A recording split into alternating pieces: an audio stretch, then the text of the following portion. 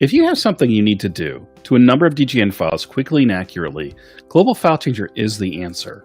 Some of its most common uses: replace or modify text, replace cells, report or modify design file settings. You can even run an extremely customized set of key-ins on a specific selection of elements in all of your files.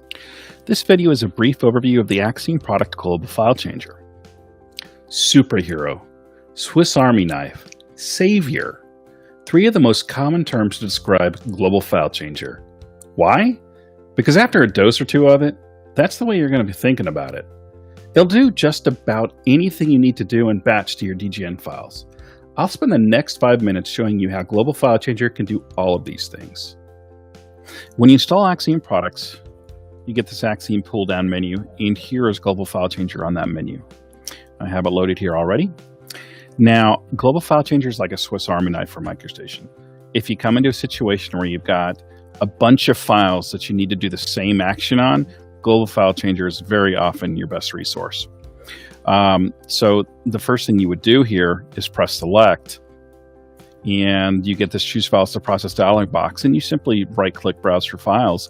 You can navigate to wherever, select your files like that, and you would just press open and they would get added to this list. I'm not going to change what's here. I'm just going to use this one file for now.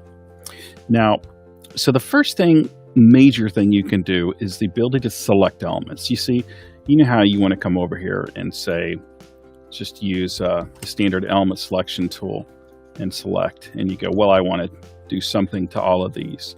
Well, that's fine. Okay, but now what happens if you want to be able to do a selection, but you need to do it for a bunch of files?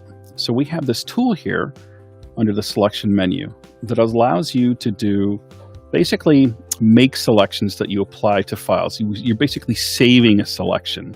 So let's take this case right now. We want to choose only text. And there, if you do run a test, you can see, well, if we were to save this file right now, we could use it to automatically select all of our text at any given time. I've got one already saved, which I'll go and load right now. It's called my clock.scl.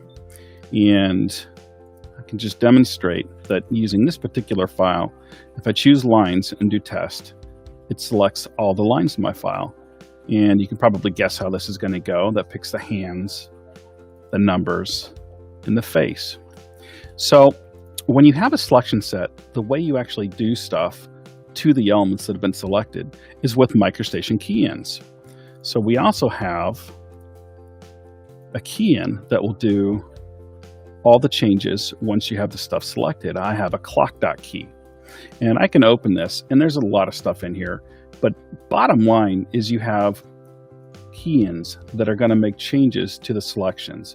We're going to make the active color green. You're going to change the color. You're going to set the weight. You're going to change the weight. And so this is going to do a bunch of stuff. And I'll just run it right here so you can see an example of it in action. And just like that, we've made all of those changes to the clock face. Now, that's only part of it. You know, that's something you can do because so often you've got to customize this stuff. Not everybody's going to have a clock face that you're going to need to make changes to. You've got all kinds of stuff, but that's just an example. Now, the next thing is the custom pull down. We've got lots of custom commands because not everything can be done with a key-in. And there's just 3 in here that I really want to show you because they're the main ones that get a ton of use. The first one is manage design file settings, where you can use report or update. And so what are we talking about reporting or update? That is over here. If you go to settings pull down and choose design file, it's all of these, the settings that you see in here. They're critical for people. You know, they have to be standard for a project. And so you have the option to report all those settings or actually make changes. You can choose a file that you have that's already got the right settings, design file settings, and you can say, make all of my files just like that, and it'll do it. The next thing is modify text. This is probably the most used feature in Global File Changer. And all it does is go through, find the text that you tell it to find, and make changes to it. You can see how many things there are here to do with it. I go to advanced, and there's this many other things to do with it. And here's where you choose certain text strings if it's specific to what the value of the text element is, rather than, you know, like a font or something. So that's that one. The last one I want to show you is replace cells. Very common, very popular to use this. And so, you do a project, you end up with a cell, the cell gets placed, and then at the end of the project, you find out it's the wrong cell. Well, how do you change that? The easiest way is to use global file changes replace cells, where you choose the existing cell that's already there that's wrong, and then you can add a new cell that's right. And here's where you would choose the library to pull the right one from. And that's that. So you can see there's a ton of stuff you can do with global file changer. It's very customizable, and it'll process all the files you need to at one time. And that's it for global file changer. Thanks for watching.